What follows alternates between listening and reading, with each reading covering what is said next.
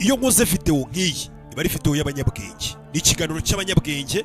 Namwe mwese kandi nzi ko abantu mwakoze subscribe kuri YouTube channel muri abantu bari seri by'umwihariko mu mutwe cyane cyane. Uyu munsi none ibintu tugiye kuganiraho ni ikiganiro ukwiye kumva kuva gitangiye kugeza kirangije. Icyo usabwa gusa no gukanda subscribe. Twagiye ikintu rero gisekeje cyane gitangaje, ntago ari uko bagusuzuguye, ntago ari uko bakugambaniye, ntago ari uko bakuvuza amagambo menshi, ntago ari uko bagusebeje mu bantu. Ibyo byose ntago ari byo bisekeje, kuko ikiremwa muntu n'ubundi kamere yacyo nicyo ngicyo tuba tubitezeho, nicyo kiranga kamere muntu: gusebanya, kuvuga abandi nabi, kugambanira abandi, gutukana, kubeshya, guhimba ibinyoma ukabishyira hariya. Ibyo nibyo biranga kamere y'ikiremwa muntu. Ahubwo ikiremwa muntu kidakoze ibyo bintu, icyo kiremwa muntu haba hari ubundi buryo cyagezeho ku rwego rwo hejuru. Nimba umuntu agukoze ibyo bintu byose nkubwiye, n'ubundi ibyo bintu byose nibyo ikiremwa muntu ugomba kucyitegaho. Ikiremwa muntu ugomba kucyitegaho ko kizakubeshyera, kizakugambanira, ndetse bamwe bakumva ko bagusuzugura cyane ku buryo bumva banagukandagira hejuru nk'itorosho bakagukoraho ibyo bashaka. Ariko baba batekereza ko bagukandagira, ntago baba bazi ibyago biri munsi y'icyo bakandagiye, cyangwa se ni nk'uko wakandagira umusumari uzi gukandagiye nk'urushishi ngo rwice. Rero ikiremwa muntu nk'uko nkubwiye ngo nuko kiremye cyo kigukora ibyo bibi byose, ikintu cya mbere cyiza kibaho uba ugomba gusubiza ikiremwa muntu. Nimba uzi ko uri umuntu ufite ubwenge, uri umuntu wumva kuri ku rwego rwo hejuru, utagomba no kwisuzuguza. Ibyo byose ikiremwa muntu kigukoreye bikiranga. Ikintu cya mbere ugomba gukoresha urwanya abo bantu ni uguceceka gusa. Guceceka, ukagenda ugakonja ukamera nka barafu. Bo mu gihe bazi ngo twaramugambaniye, twaramubeshye, twamuvuza amagambo menshi, twamushyize hanze, nta kintu kibi kibo tutamukoreye, twamuvuza ibi n'ibi, ibyo byose ukagenda ugaceceka. Icyo gihe uzi ikintu uba bakoreye abo bantu iyo bagukoze ibyo cyangwa bari kugukora ibyo, baba bakwitezeho muri bo bavuga ngo araza kudusubiza, araza kudutuka, araza nawe kugaragaza ukundi kuri ko cyangwa indi verisiyo ye, araza kwivumbagatanya yisaze, araza kuza imbere y'abantu arire cyangwa agenda arire, araza gukora ibintu byinshi bigiye bitandukanye. Ibyo nibyo baba biteze kuri buze gukora. Bakabona ibyo bintu ntabwo bikoze ibyo bateganyaga kuri bukore, kubera ko bazi ko iyo umuntu agukoreye ibyo ngibyo nawe ari kubigenza, bakabona uricecekeye. Icyo gihe uba ubimye kwa kunyurwa n'ibyo bateganyaga kuri buze gukora. None icyo gihe ni nawe uba uri umugome cyane weho wacecetse, kuko buriya guceceka ni intwaro, ni urwembe ruriho uburozi rubaga rushwanya gusa. Guceceka niyo ntwaro ya mbere. Iyo umuntu yagukoreye ibyo byose ugakoresha intwaro yo guceceka, uba ukoresheje intwaro irenze kuba wafata nk'icyuma ukamukata. Iyo ucecetse uba umubazi kurusha uko wakoresha icyuma umubaga. Iyo umuntu yagukoreye ibyo byose nakubwiye wowe ugaceceka mu gihe arazi kuri buze kumusubiza cyangwa ugasakuza cyangwa ukarwana. Niba hari ushaka kwereka ibitangaza byakozwe n'abantu hano ku isi, mwereka umwambaro wambaye wakozwe n'abantu bo muri Bangladesh, uyu munsi ukaba wambaye uri hano mu Rwanda. Ikanya mu nyanja z'isi haba hari ibihumbi by'ubwato bwikoreye toni zirenga miliyari 10 z'ibicuruzwa biva hariho hose ku isi bijye hirya no hino ku isi. Uku niko Global Shippers igeze ibicuruzwa ko bayigirira icyizere, bakayituma mu bihugu nk'Ubushinwa, Ubuhindi, Turukiye, Ubuyapani, Leta Zunze Ubumwe za Amerika. Bafasha abantu kandi kugura ibicuruzwa bitandukanye kuri internet ku mbuga nka Amazon, Alibaba, eBay n'izindi. Iyo batumye ushobora kubaha avance ya 50% andi ukazayishyura nyuma. Niba wateganyaga kujya mu mahanga kurangura, ibyiza nuko wareka kwivuna ugahamagara Global Shippers kuri 0784 65 1740 ukabatuma, cyangwa se ugasura urubuga rwabo rwa internet @globalshippers.rwanda.com. Ibyo uko isi yabaye umudugudu uzabyerekwa na Global Shippers.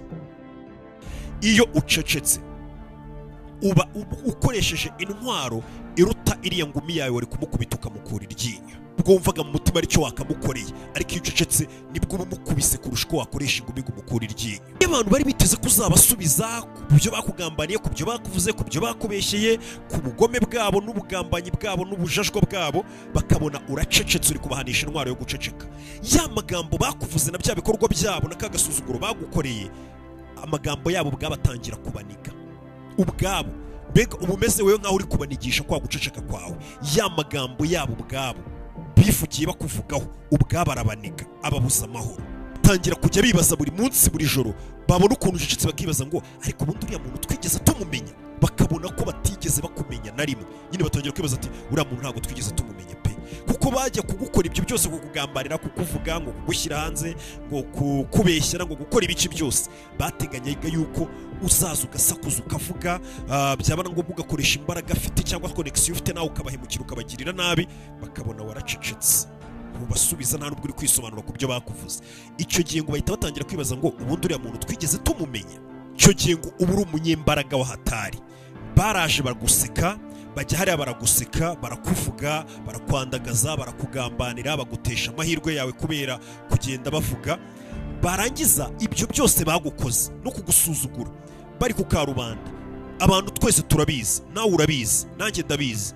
Wehe ibyo byose warabifashe, ibyo byose bari kugutera ubifata nka champion, urangije uricecekera, urabimira, uricecekera. Ikintu batari bazi nuko ako gasuzuguro kabo n'ayo magambo bavuze n'ibyo byose bakoze, tugiye mu murwano wa ring cyangwa se mu gipfunsi, iriya yari rawundi ya mbere. Rawundi ya mbere ngiragira nihuta cyane, abantu bwese basimeze nk'abagifite akagufu. Iriya yari rawundi ya mbere. Iyo rawundi ya mbere bakuvuzemo, muri rawundi ya kabiri n'izindi rawundi zisigaye nibwo match buriya yari igiye gutangira.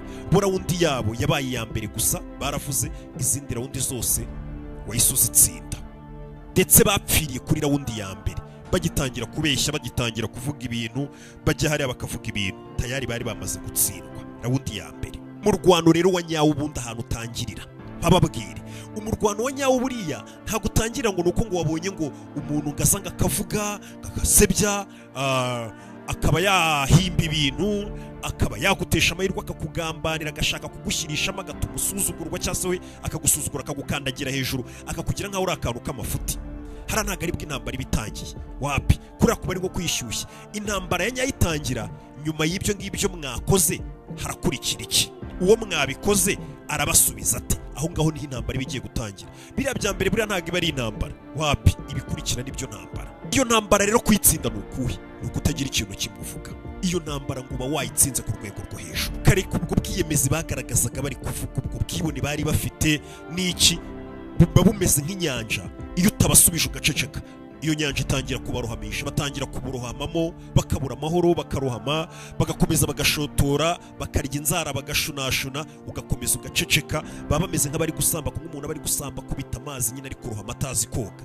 Nicyo kintu uba uri kubakorera iyo ucecetse. Ya magambo yabo na bwa bwibone bwabo na kwa gasuzuguro kabo na bya binyoma byabo, baba bameze nk'abari kurohama muri iyo nyanja, baba bari kurohama mu nyanja y'ubugoryi bwabo.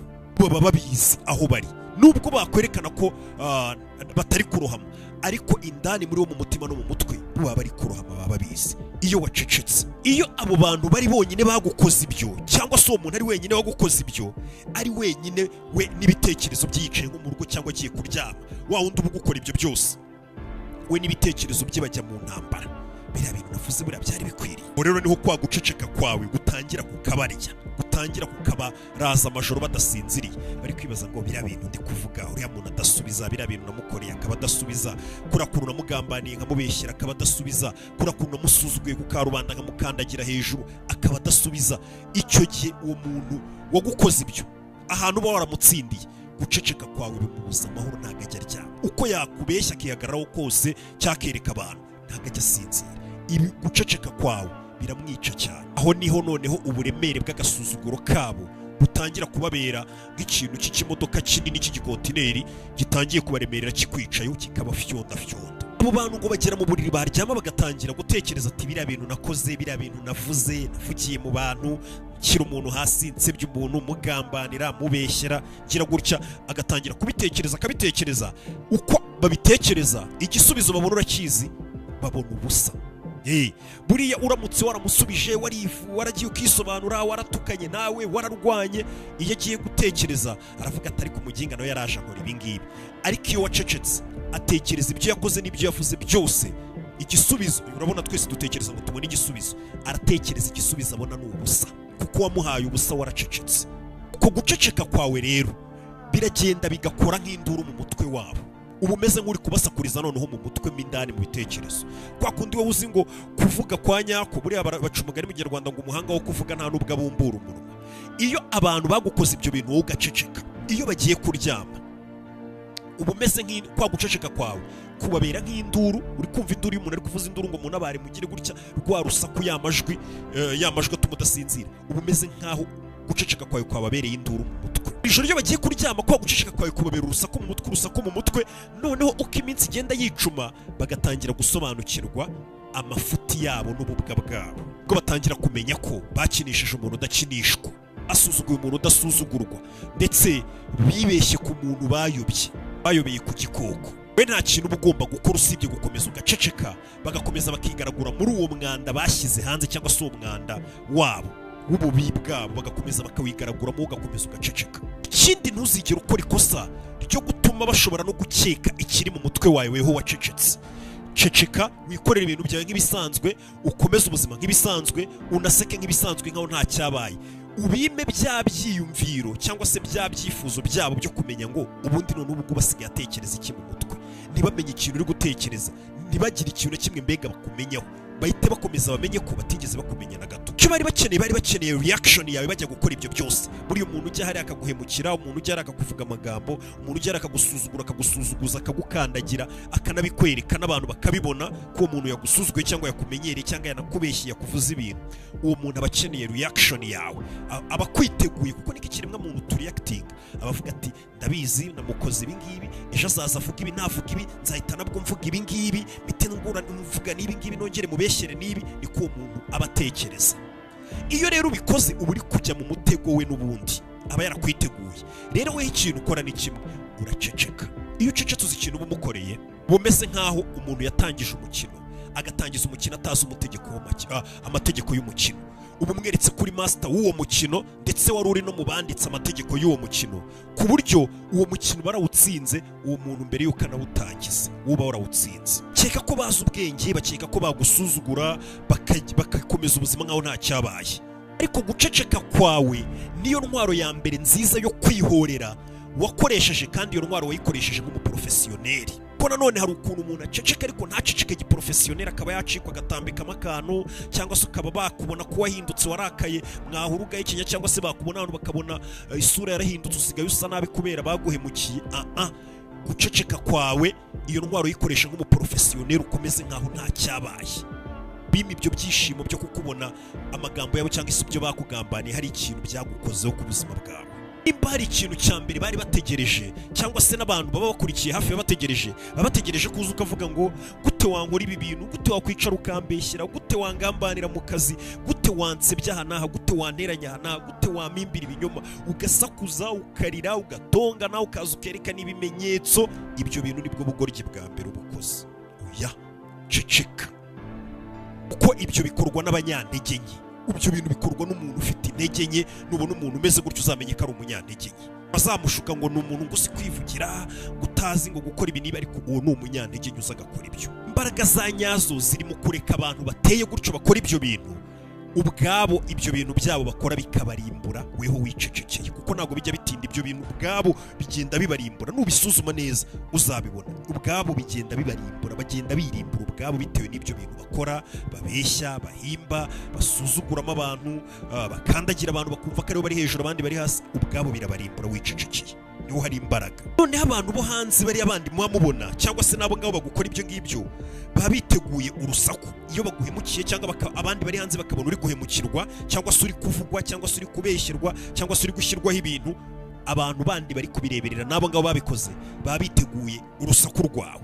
Abantu bo hanze baba biteguye amakimbirane yawe, kugiye kuza ugaserera n'uwo muntu wagukoreye ibyo ngibyo, wakugambaniye, inshuti yaguhemukiye, ibiki byose biteguye kugiye kuza mukajya mu makimbirane n'uwo muntu waguhemukiye. Kuko abantu bari hano hanze niba hanini usanga banashyushya ibyo bintu, kuko abantu ngo kuri iyi si ya none, uyu munsi wa none, urabona zino drama, umuntu yakoze ibi, baserereye. Abantu ngo basigaye barya drama nk'abahumeka oxygene, ku buryo abantu amatiku byacitse, baserereye, banabishyushya ubwabo, kuko bakunda ayo matiku n'iyo miserero, babikunda bakanabikoresha bikabagirira akamaro mu mubiri wabo, nk'uko umuntu ahumeka umwuka nyine ukatugirira akamaro gatuma tubaho. Iyo rero ucecetse, yaba ari abo bagutsutse, yaba ari abo bakubeshye, na ba bandi bo hanze noneho bashaka gucana umuriro, batunzwe no kurya oxygene twakwita ngo ni amatiku, cyangwa se kubona intonganya z'abantu n'amakimbirane y'abantu hahiye, bakumva bari kubifana baryohewe. Abo bantu bahumeka amatiku. Iyo ucecetse uba batwaye oxygene yabo, mbega uba umeze nk'uri gutuma badahumeka. Niyo mpamvu uzabona abantu basaze bavuga ibintu bagira gutya. Uyu munsi none sinzi umuntu wabeshya abantu ngo abantu cyane cyane urubyiruko, abana batonya ba 10 n'ingahe 20, usanga bose basaze ngo mena umuceri ngo nawe mena umuceri, bakajya no ku rundi ruhande ngo nawe mena umuceri.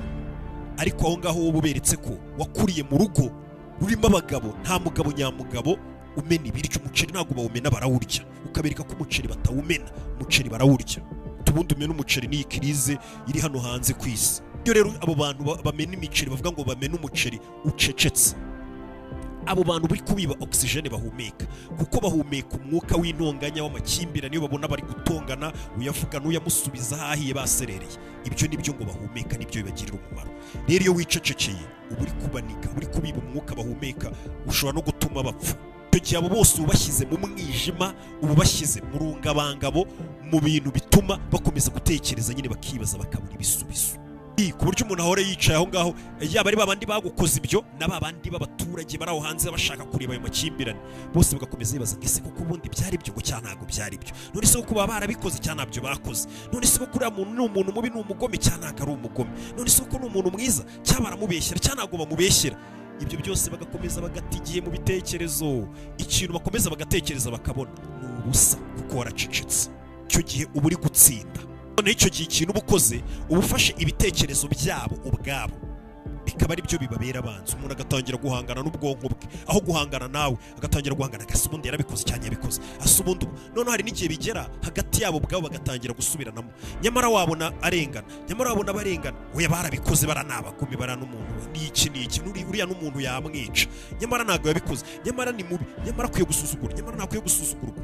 Hagati yabo bakaba abanzi, bagasubiranamo, none n'ibitekerezo byabo ubwabo bikababera abanzi. Ubwo weho wacecetse uba ukomeje gutsinda, uko noneho basubije amaso inyuma kubera ukuntu wacecetse wakomeje gutsinda, bagatekereza agasuzuguro bagusuzuguye n'ubugambanyi bagukoreye n'ibibi bagukoreye. Ubwabo iyo bicaye bonyine bumva ukuntu bari abantu batonya baciriritse cyane. Buriya ntazagira ukubeshya, umuntu araza wamureba ari kuvuga ukagira ngo yiyumva nk'umuntu w'igitangaza koko mu mutima we, ariko niwe haba ari kwereka ko ari igitangaza, ariko we iyo wenyine wicaye wenyine ababizi ko ari akantu gatonya, ari umuntu uciriritse, kubera ko wacecetse. Uwo muntu ababizi muri we ko ari umuntu muto cyane, uri umuntu muto cyane, uri n'umunyantege nke. Nta munyantege nyinshi uvuga, usakuzo hasakuza abanyantege nke. Ndetse bakomeza kwicara ubwabo bakireba, bakabona ukuntu ari abaswa mu mutwe, bakabona ukuntu ari ibigoryi nyine, ubwabo bakagenda bisobanukirwa kubera guceceka kwawe. Iyo ntwaro ni mbi cyane uri gukoresha yo guceceka. Ubundi umuntu uceceka buriya niwe muntu mubi cyane, ndetse ni nawe mugabo, ni nawe muntu ukomeye. Noneho ikindi kibazo baba bafite rero, batangira kugira ubwoba.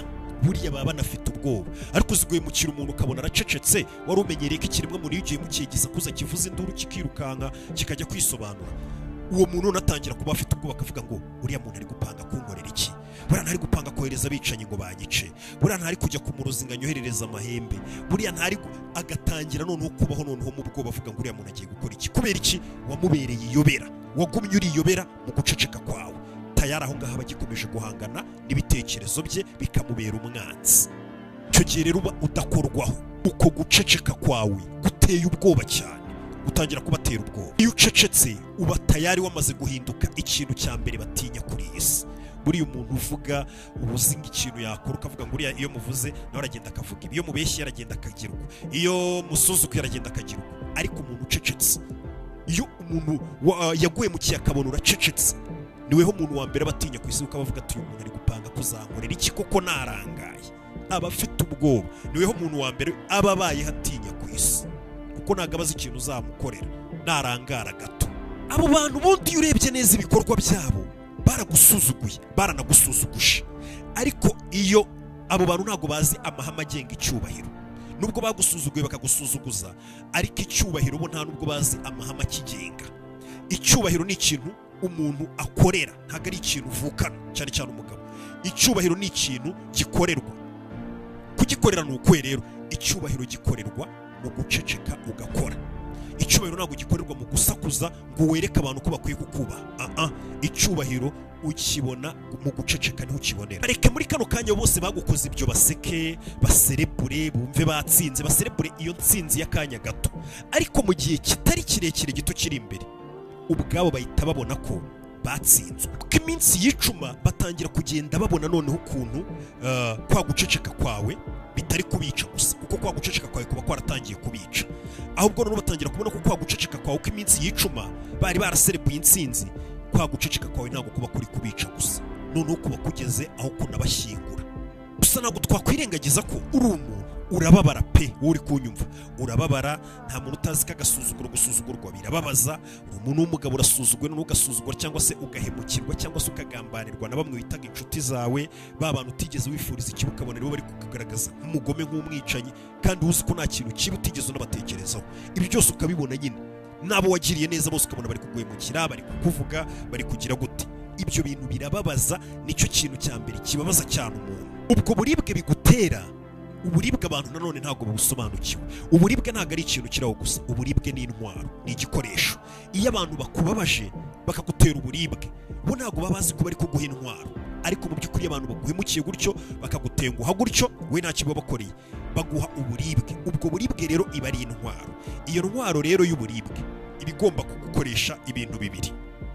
Ishobora kukugira umunyantege nke wa mbere ku isi wigeze ubaho, ukajya gusakuza, guterana amagambo n'abantu, gusebanya, kugenda nawe ukamera nk'aho ugiye ku rwego rwabo, aho uba ubaye umuntu uciriritse.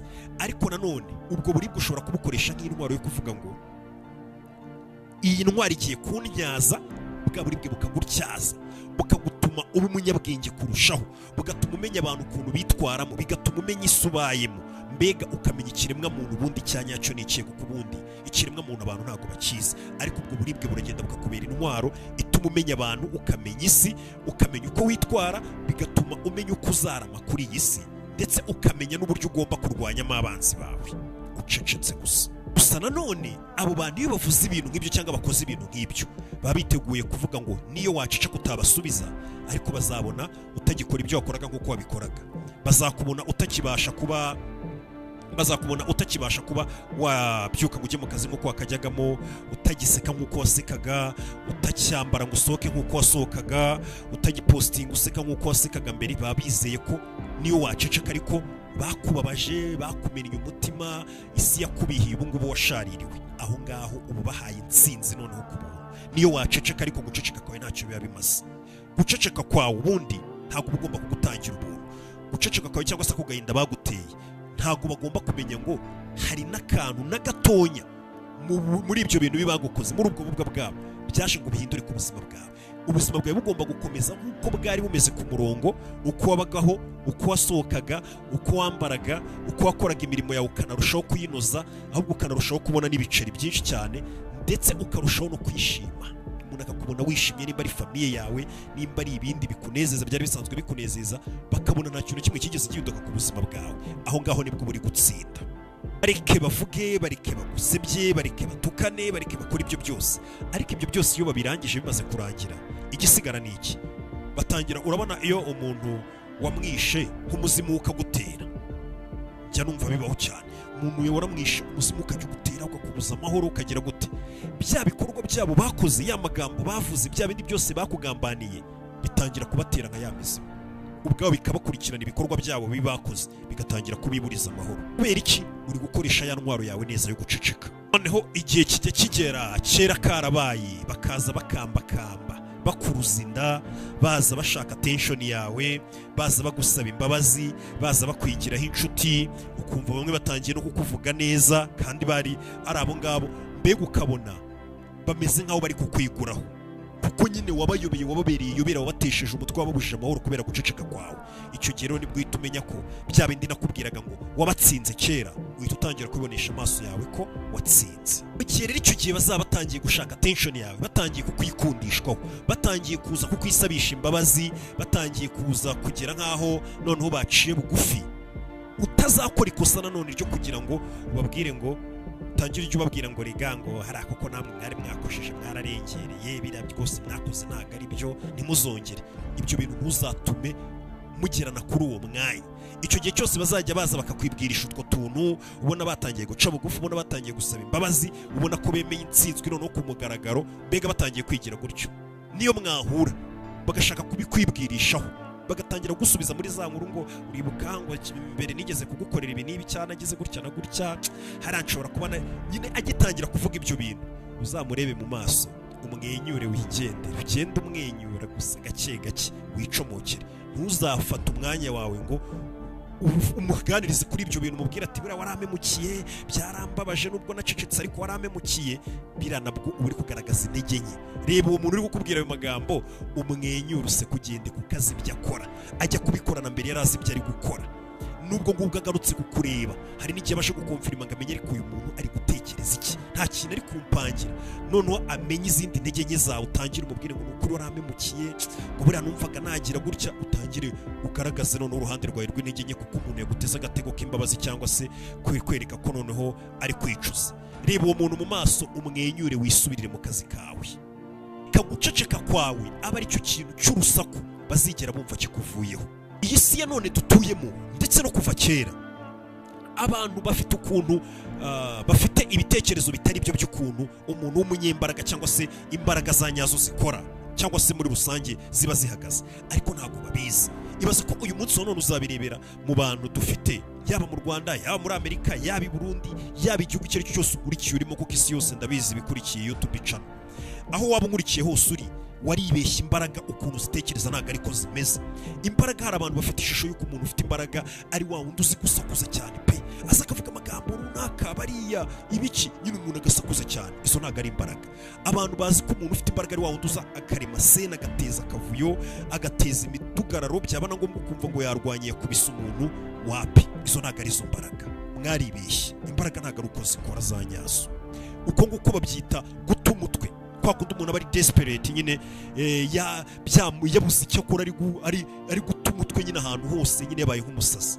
niko babyita ibyo ngibyo ntabwo babyita imbaraga za nyazo imbaraga za nyazo ubundi ukuntu zikora ku isi yose kuva kera imbaraga za nyazo ziratuje imbaraga za nyazo uzifite aracecetse ndetse imbaraga za nyazo uzifite ntabwo bimusaba gusakuza kugira ngo abantu babone ko afite imbaraga oya ntabwo ariko zikora umuntu ufite imbaraga kugira ngo bazimuboneho ntagaruka asakuza ucecetse utavuze barazibona izo nizo mbaraga za nyazo guceceka kwa nyako cyangwa se imbaraga za nyazo ubundi biba bimeze nk'igisasu urabona igisasu iyo bakitayiminze hari ukuntu gitikinga cya gitikinga kibara kimanuka kinaduhira nka kuriya kashipa widuhira abantu bakamenya ko kigiye guturika ariko we iyo ucecetse ufite za mbaraga z'igisasu kiri hagati muri abo bantu kandi kiri kubara kimanuka kandi kitari kumvikana ijwi ryacu na rimwe batazi naho giteze bakajya kumenya ko igisasu cyari kibatezemo byabarangiranye cyabaturikanye bamaze gupfa niko uri gukora muri ako kanya muri kano kanya bari gutekereza ko batsinze ko bagushyize hasi ko bagukandagiye ko usuzuguritse ko bakugambaniye ariko muri kano kanya ikintu gihari ikintu kiba gihari ni kimwe wowe ubwawe urabizi ko nta kintu bigeze bagukora ntago bagusubije inyuma ntago bakwangirije umutima ntago batumye usara ikindi wowe ubwawe urabizi ko ubungubu none ari bugiye noneho no gutangira kumera neza kurusha mbere mu gihe bari gutekereza ngo baragutsinze wowe ubwawe urabizi ko ubungubu ari bugiye gutangira kuko bagwaye bwa buribwe na kagahinda ibyo byose bagukoreye ubikoresha nk'intwaro nziza ubu nibwo ugiye gutangira noneho gukora ibirenze ibyo bigeze batekereza bari bazi ngo baragutsinze kuko babonye wacecetse abantu bameze gutyo ngo baba abaswa cyane mu mutwe baba bameze nk'ibigoryi ni abantu ubusanga batekereza ko batsinze kuko wacecetse bagatekereza ko batsinze bagatekereza ko uwo mukino batangije bari kuwutsinda ariko ikintu batazi ni kimwe uwo mukino bari kuwikinana uwo mukino wabo wawuvuyemo kera niwigeze unawukandagiramo wowe uri kwikina undi mukino wawe ku ruhande wifitiye n'amategeko yandi agenga uwo mukino wawe kuko ari wo mukino mwiza kurushaho umuntu agakeka ko yatsinze umukino kandi yarawikinanye ibaze uwo muntu ubwenge aba afite wowe urikinana umukino nta muntu wagusubije nta muntu wakuvugishije ukibaza ko watsinze umukino icyo gihe uba warikinanye umukino kuko umukino abo washakaga kuwuzanamo ngo ubazane muri utwo dutegeko twawe uwo mukino baragiye bafungura undi wabo bashyira amategeko yo bari kwikinira umukino wabo uri ku rundi ruhande ikindi ntuzajya wicara uri wenyine ujya utekereza ngo guceceka ntabwo ari intege nke guceceka niyo ntwaro ya mbere ikomeye mfite kurusha izindi zose mfite icyo kintu ujya ugitekereza ariko wari wabona nk'umuntu wakoze icyo gikosa akagukorera ibyo bintu byose cyangwa abantu bakagukora ibyo bintu byose noneho abo bantu nawe warangiza ukavayo kuko bajya gukora ibyo bintu bateganya ko nawe uzaza ukabitura ugasakuza ukarwana ukagambana ugahemuka ukamera nkabo cyangwa ugahimba ibinyoma baba batekereza ko nawe ari kuzamera. Iyo rero ucecetse ugaceceka ukabihorera ni ukuvuga ngo ikintu ubukoze ni iki. Cyagiye usanga abo bantu niyo bigeze igihe cyo kwiyunga cyangwa se bagiye gusa nk'abagira icyo babafasha usanga bari kuvuga ngo nyine ngo yego nari nagukoreye ibi ngibi bibi ariko nawe waraje unsubiza ibi ngibi cyangwa se nawe ungambanira kwa boss aha nacyo nawe nguruku ngo byahwaniye muri kabibe kimwe urumva waragiye gukina umukino umwe na wa muntu cyangwa se na ba bantu. Ibyo bita bigushyira ku rwego rumwe nabo bikanakugira umunyantege nke n'umuntu uciriritse.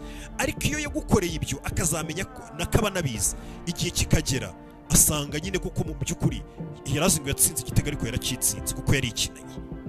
Binde rero ko ari igihe cyazagera ugasanga ba bantu bagukoze ibyo bakuvuze ibyo bagukoreye ibyo nawe waragiye urasakuza nawe usubiza ibindi wenda binaba bibi cyane ugasanga none kigiye kuba mugiye kumera nkaho muri ku rwego rumwe none mujye muvuga ngo ntaribi ngo twiyunge ngo cyangwa se ngo turi ngo tugiye kuba abagenzi bamwe ngo kuko nubwo nagukoreye ikintu nawe wankoreye iki ariko nawe wahise unkorera iki ngiki ugasanga mubaye bamwe muri mu mukino umwe. Icyo gihe mwese muri abanyantege nke. Ceceka. Bishobora kuba ari mu rugo ugasanga uri umugore ubana n'umugabo aragusuzugura arakuvuga guteza famiye arakubeshyera agategereza ko hari icyo uvuga ugaceceka akagira ngo ni ubugoryi bwawe.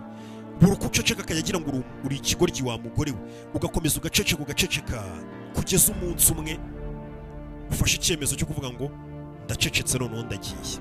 Nabwo akaguhamagara wese ugiye kandi yarabona uri umuswa utafata icyo cyemezo cyo kugenda akaguhamagara. Icyo gihe aba agiye guta umutwe agasara agatangira kuvuga ngo umuntu twabanaga sinigeze mumenya. Urwo ni urugero rumwe nguhaye rwagiye rugaragara. Ugasanga umugore arasuzugurwa n'umugabo arakubitwa aramenyerwa atezwa famiye niwe kibazo ibyaha byose niwe bishyiraho ku buryo nyine umugabo avuga ati uyu muntu nta naho yajya nidage naramufatishije. Yajya kubona akabona waragiye ntushaka no kumuvugisha ntushaka no kumwitaba ntushaka no kumubwira ngo wamfashe nabi niyo mpamvu nagiye nabyo ukabyihorera ukanga kubimubwira. We ubwo ibyo yagukoreye atangira kubitekerezaho bikamuniga bikamubuza amahoro. Icyo gihe uba uri gutsinda. Urwo ni nk'urugero rumwe nguhaye. Uzaba ureba ukuntu uwo mugabo aca bugufi akajya kwandikira agakora ibishoboka byose agashyiraho n'abantu kugira ngo arebe ko basi mwakwicara mukavugana kugira gusa ngo kuko uguceceka kwawe wamuhanishije kuri kumurya kuri kumubuza umwuka. Ubundi baravuga ngo ikintu cya mbere gifite imbaraga giteye ubwoba kibi cyane kandi kirenze umuntu yavuga ni uguceceka.